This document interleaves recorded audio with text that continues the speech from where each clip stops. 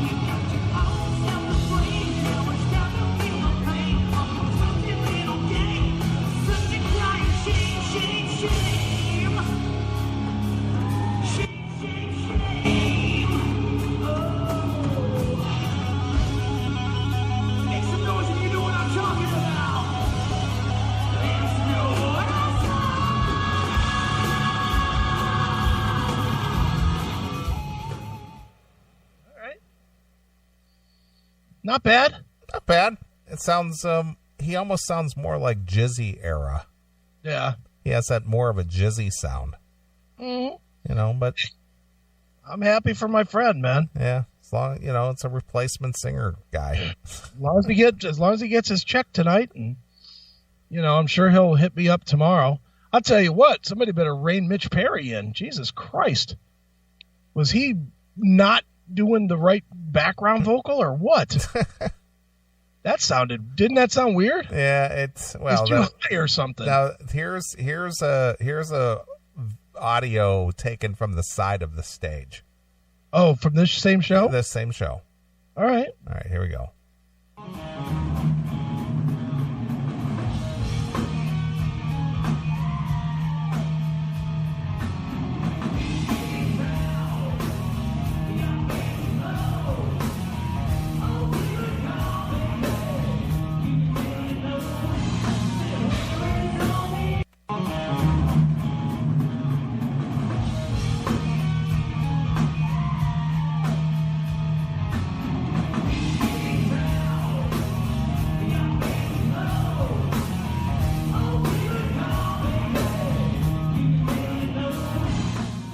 There you go.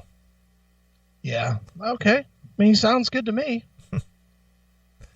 Yeah, it's just, you know, as much as that's cool and all, it's just not the same.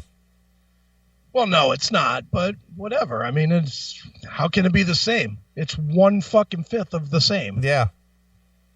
And honestly, that 1/5 doesn't matter. Yeah.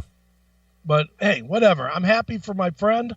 I hope he, you know, gets his money, and I hope he plays a Cleveland gig so I can see him do it. Honestly, that's that was my biggest bum out about the Quiet Riot thing was I thought I was going to see him in Lima. Sure. I thought we were going to go hang out in Lima, but you know what's going to be the kicker? If they play the Roxino, I'll probably have fake RATT over here at the house for like dinner or something. Don't you think? I know Sean will come. Well, yeah. And I will put the invite to the rest of those guys. I don't care. Sure. Including Bobby. I'll put a microphone right here and talk directly to Bobby and record it. Right. So that we could finally fucking let him see that there's no hate. Sure. Just we're questioning what he's doing. Right. I noticed that their Facebook page is RATT at the RATT Experience. Well, yeah, because the other guys claimed back their old account, I'm sure. If they didn't win the case, how did they claim back the old account? Well, now it's being appealed. Okay. It's a legal mess. I know. It's the same type of legal mess that I'm in with the fucking museum being sued over a previous name that doesn't even exist. Sure. Same type of shit. It's like, well, who is exactly responsible? It's the same shit. But it'll get worked out. I'm confident 2017 is the year this ends. Yeah. Fucking what, 3 years? Yeah, it's been dragging out too long. It's to the point now that both sides are irrevocably hurt. Yeah. There's no fixing it now. I agree. It's a mess. But whatever. I'm looking forward to seeing our friend Stephen Piercy on Thursday. Sure. That's going to be fun. Right. Hail and kill caller, you're on the air. I have a question. Yeah? Okay. Now, that's great. That's great for Sheldon and everything. That's awesome, right? But here's the question: Bobby Blotzer. Could Bobby Blotzer be anybody? Like, is Bobby Blotzer just some guy that could play drums fairly well and who just got lucky and landed in the right place at the right time? That's absolutely the case. That's absolutely the case. So, I mean, Bobby Blotzer could be Joe Bloggs down the street. He could be Chris Aiken. Yeah. So, I guess that's the whole problem I have with this thing. This guy thinks that he's something that he's just not. I mean, he's not John Bonham. He's not Tommy Lee. He's not Neil Peart. He's not one of these guys that added anything new to rock drumming at all. And get it out, Tim. I mean, but they sounded really good. It sounded really good. I mean, to me, to be honest with you, he sounded like Stephen Piercy. But again, anyway, I'm just really, I'll let you go, but I'm just so pissed at Bobby Blotzer. It's ridiculous. You're too emotionally involved with this stuff, Tim. No, I guess I just look at it from the perspective of being a full-time musician and thinking, I don't understand how. I understand how Bobby Blotzer would want to make a living, but I don't understand. This is the other thing I was going to say. Could the other members of RATT, okay, say he wins the RATT name or whatever, could the other former members of RATT turn around and sue Bobby Blotzer for defamation? Who knows? That's the whole point. Nobody knows, Tim. We don't know how this is all going to play out. It's going to go on forever. This is what happens in U.S. courts. It never fucking stops once it starts. Well, Queensryche stopped. They came to a resolution. Well, Great that's White because they resolution. came to a mutual agreement, though. It's because they gave all their money to Jeff. And now Jeff is already saying, maybe it wouldn't be so bad to get back with those guys. What do you mean they gave all their money to Jeff? That's how they got it to stop. They paid Jeff $10 or $12 million. They bought him out. Are you talking millions of dollars? Oh, yeah. Dude, whether you believe it or not, Queensryche is $1 million a year business. No, I'm not saying I don't believe it. That's just amazing. And did Great White do the same thing? No. Great White just fired Jack. Yeah, and there's another stupid legal situation. But you know what's cool about Jack though now is Jack's coming out and saying I would have fired me too. You know, at least Jack is in a place now where he's being honest about being able to look at it in retrospect and going, you know, I was a dick. You know. Well, but if you finally get your mind clear, and if you're off the substances and you finally get clarity and focus, then sometimes, you know, that will ring true, and you go, yeah, you know, I guess they have a point, but, you know, it'd been great as a band of brothers if they would have, you know, allowed me to get my shit together and then allowed me to rejoin after I finally got straightened up, but they chose to move on without him and gave him no alternative but to say, we're done with you. And again, and I'm not saying this to shit on Jack, but I will say this. It's not like he just went ahead and is just all honorable in this too. The name of his band is not Jack Russell. He is also still using the Great White name. So as he should. Why should he? He was fired from Great White. Because Great White is the band. Because that's the band create. You remember as Great White, Tim. Just go ahead and say it. Well, yeah, that's true. No, you're right. That's the band I remember as Great White. Well, but my point is, don't let him off as because he said some honest things that he's taken the high road here, because he's not fully. He's admitting that he was wrong, but not wrong enough to actually give up the name of the entity. He'd rather take both sides down than move on. But I mean, how's he taking? What do you mean when you say taking both sides down? How's he doing that? Because the value of Great White is now less because there's two of them. It's watered down now, and nobody knows who the fuck they're seeing.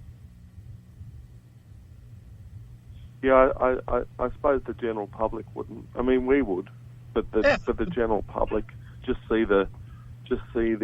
Yeah, no, you're right. Anyway, one day I'll get over this Bobby Blotzer stuff. Maybe if he. I hope you're not. I hope you're not losing sleep over this, Tim. Oh no. I mean, I just look at. I guess. I mean, the honest truth is, I just look at these guys and think how they've worked hard and everything, and it's great. But I think. Imagine if you or I were in the same position. Would we be doing the same thing? Would we be acting the same way? Anyway, hail and kill.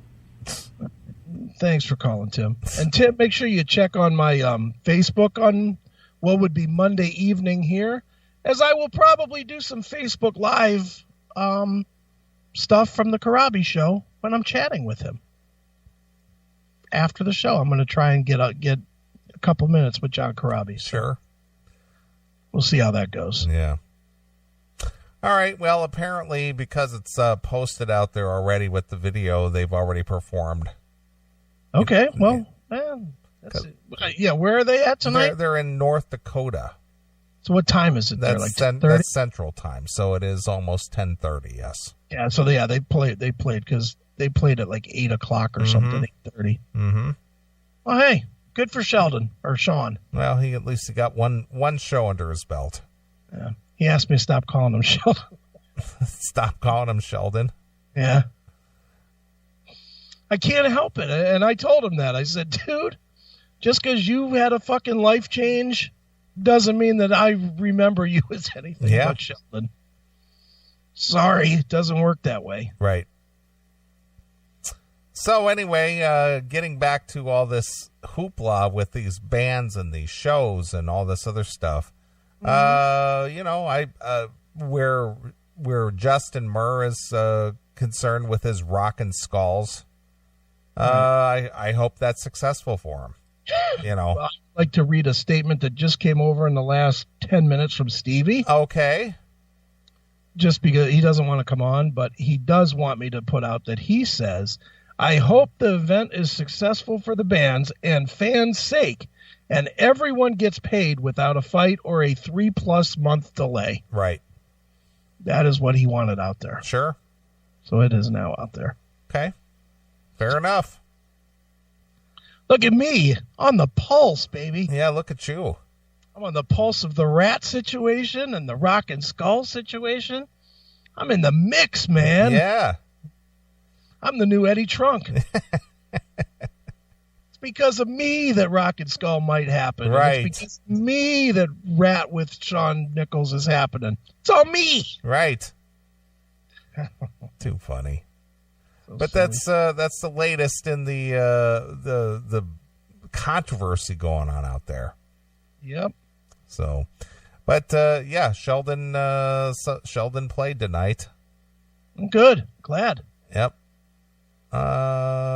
Here's one of him doing Nobody Rides for Free. Oh, good. Want to hear any of this? Sure. We'll play a little of this.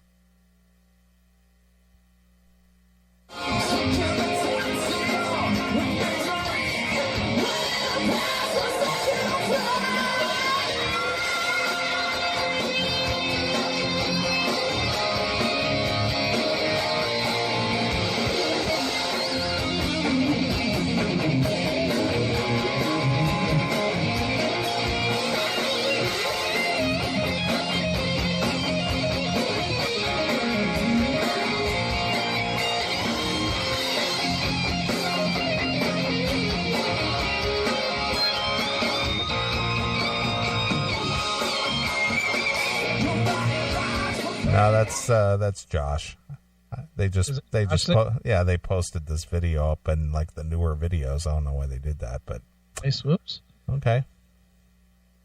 From the two that you played, Shame and what was the other one you played? Loving You. Yeah. Did it sound to you like the band sounds a little different? Well, yeah, they're a little they're not. You got to realize, dude, they haven't played in a while. Yeah. So they're probably not practiced. They're probably not together. You know what I mean? But it's also different guys. True. I think he had a little stronger of a lineup at the beginning. Yeah. But I think that they were obviously well practiced as well, and I think these guys just all came together just to do this one show.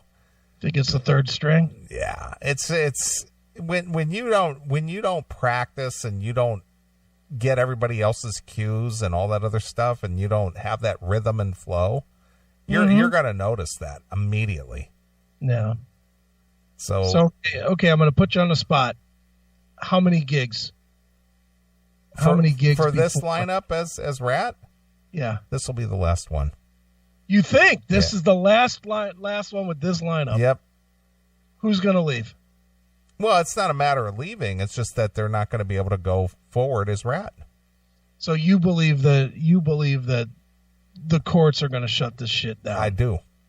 Okay. I don't know. I would have, if I was gambling, I would have bet my house that they would not have played tonight. Mm-hmm. Sean's my friend. He gave me a very detailed description of the legal paperwork. Mm-hmm. Very detailed. Mm-hmm. And I listened to all of it, and I still wasn't buying it, quite honestly. Mm-hmm. Just because other shows have been shut down, I'm surprised they played. But hey, good on them. We'll see where it goes. I don't know. It's such a fucking mess now. I mean, I can't imagine that it's ever right. Mm-hmm. Can you? No, not at all. Does it ever go back to Bobby? No. In with the other guys? No. No matter what? Mm-mm. Does Tate ever go back to Queensryche? I don't think any time in the near future. Yeah. I'm talking near future. I think it's still too fresh. Yeah, I do too. You asked me. Let me see. 5 years. Well, I'm gonna throw a reference in there to a band that we know very well.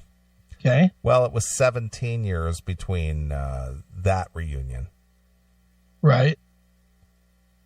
So it's got to be at least 10 years. I don't think so. You don't think? Nope. I'll Really? tell you why I don't think. All right. Because I think both sides need each other. I know musically it's working with Latore, but it ain't selling. It's not selling. Just a fact of life. They're an opening band now. Oh, I agree with that. They are not a headliner anymore. And Tate's a headliner of clubs now. Because he will not go and open. Sure. He's not going to be an opener. Right. But he's a 400 to 600 seater guy now. Mm-hmm. They need each other. Put them back together, even if it's just a 5-year break. They're still putting 10,000 butts in the seats. Mm-hmm. Well, they would definitely have to have something to entice fans to want to come out. Yeah. Aside from just getting back together and playing together. If Jeff would just let the other guys write the album and sing on it, it would be great. It would be perfect. Well, I'll tell you what would sell the hardcores. Yeah. Not just Jeff rejoining the other three. Mm-hmm. They would have to get DeGarmo back. Well, if they get DeGarmo back, that's an instant win. That's what I'm saying. So in order for that to be truly successful, they would have to come back as the real original lineup. Or just do something that they have not done. True. They could probably, if they reunited to do Empire start to finish for a tour, I think you might see people come out for that. Yeah, but it has to have all the 5 original members. I don't know. I don't think people are going to care that much. I mean, I think it would be a ticket boost with DeGarmo, but I think people would go out and see it anyway. Yeah. Well, I'm not going to say they won't go out and see it, but as far as a hardcore win, you know, it would be no different than. Well, let's go back to the D band. Okay, you could say Dokken. They could have done a tour without Jeff Pilson. Sure. But they didn't want to do that unless it was all 4. They didn't do it. Right. Even though Pilson said, you guys go ahead and do it. Go ahead and, I have no ill will or hard feelings. Go ahead as the 3. And they were just like, no, unless it's all 4 of us, there's no sense in doing it. Right. Boy, how'd you like to be Chris McCarville being the only one not getting paid every night? That would suck. Because the other 3 got to get paid to deal with each other, don't you think? And what do you mean? What do you say?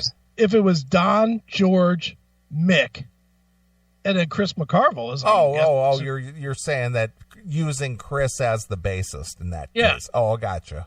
Chris would be making, his 1,000 a night or whatever it is. Sure. And the other guys would be making the rest. Right. That would be fucking uncomfortable. Well, but that's just business. Yeah. But but the thing is they realize that the potential of having a very successful tour, whether it's the 6 shows that they did or 7 shows that they did, it needed all 4. I think they're so fucking dysfunctional though that I can't compare them to everybody else. They were never good. At least Queensryche at some point seemed like they were good. Yeah, but even with Wilton doing the leads, all the leads, doing the leads that DeGarmo did. Yeah, I've seen them several times with Wilton doing the leads. Sure. And even though he plays the leads well, it just misses something. Yeah, well, look, I'm not trying to shit on Chris DeGarmo. I'm really not. But I will say this. He put out some dog shit, too. He played on Here and Then Now Frontier. I agree. Which he wrote most of, and that album stinks. Yeah, I agree. And then he did that what was that song on the Greatest Hits record where he, came back? Yeah, he just did that one song. And that was a bag of shit, too. So him leaving, there might be a part of that is he left because he lost it. Well, perhaps, or maybe he just got tired of it. Yeah, I don't know. I mean, he wasn't good on that. He wasn't good when he was with Jerry Cantrell. After Queensryche, he did that Jerry Cantrell run. Right. And he wasn't very good in that. And then when he came back to Queensryche, he wasn't very good. Well, maybe maybe he just doesn't have the passion for it. Yeah. But so coming back, I don't think would be a bonus. No, but I'm not saying that coming back he's going to be this maestro. But as far as a recognizable lineup, right, that's where the sale is. Now, if he, maybe. But obviously he played on the most classic Queensryche releases. Right. And he did have a very identifiable guitar lead. Mm-hmm. And even though Wilton plays all the leads, it still just doesn't have something. Because I've seen him with the original lineup, and then I've seen him DeGarmo-less, and it just doesn't have the same fire. That chemistry is obviously gone. And you've seen him with Todd, and what'd you think of that? I thought it was great. Was it comparable to original lineup? It was early Queensryche to me. Okay. Because Todd is amazing as far as covering the old stuff. Yeah. It's just like, shit, I can't even explain it to you. It was listening to Queensryche circa 1985. Right. That's what it sounded like to me. Right. Now, not to shit on this Parker, but I honestly don't know what he brings to the mix. He's from the Yannick Gears school of yeah, I mean he plays, but I don't recognize anything that he's playing as far as like, boy, he really added something to that. You know what I mean? Right. And again, that's not to say he's a bad player. I'm just saying that, as far as his contribution in the live performance, I'm just not hearing anything that's just like, wow, this guy's amazing, or he's a perfect fit, or not hearing it. I would just guess that he got in the band because he was fucking Jeff's daughter. Well, of course. And then the rest of the guys liked him, so when Jeff left, he stayed. And of course they're no longer married. Right. So, it's win-win. Yeah, absolutely. It's a guy that could talk shit about Jeff and Jeff's daughter and could play the parts without having to learn them. Right. Even when Mike Stone was part of the band. Oh yeah, the Mike Stone year. I didn't really see anything that spectacular about him either. Yeah, he's okay. He was okay, but was he some kind of a standout or complimentary to what they had going on? No, he just was in Queensryche. That's it. Average at best. Same with when they brought on that Kelly Gray. Right. He added nothing. No, he added less than nothing. Yeah, nothing. He devalued. So I don't know. That chemistry is so important in these band situations. Yeah. All right. Well, let's play a song because I want to bring some audio to the table. Okay. Of an interview that was done on. I think these guys are a podcast. I don't know enough about them. I don't know if they do a live show like what we do and they release it as a podcast, or if it's strictly podcast only. Okay. But it's one that let's just put it this way. I'm only going to make this comment. Remember how 80s hairband world Jeffer would be part of different podcasts or radio shows. Mm-hmm. And we often question, like, why do you have this chick on here? Okay. This is one of those podcasts that just bring this chick on. Oh, nice. I love it. And she's really got nothing to add at all. Okay. And again, without, I'm just going to preface this that I don't know enough about this podcast to know whether they're good or not. All I know is that the segment that I'm going to bring to you, you're going to go, ugh. Right. So we'll do that next. Is there something you you want to hear? Sure. Let's go with let's go with, I want something heavy. How about some Overkill? Overkill. Play some Overkill, you cunts. I don't care what song, but something from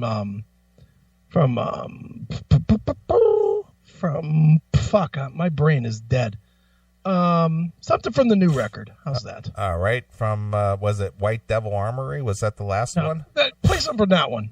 Okay. No, the newest one, I can't remember. The newest one's called The Grinding Wheel. Okay. All right, but we'll play something from White Devil Armory. If you got it there, play something from that. They're all good. All right. All right, well, here's some Overkill. We'll be back. Go get a drink. Let's see here. What should I play? Should I play... well, I'm going to play Down to the Bone. All right, sounds good. All right, here's some Overkill exclusively here. On your classic metal show. Hey, what do you say? This is Bobby Blitz from Overkill coming to you on the Classic Metal Show.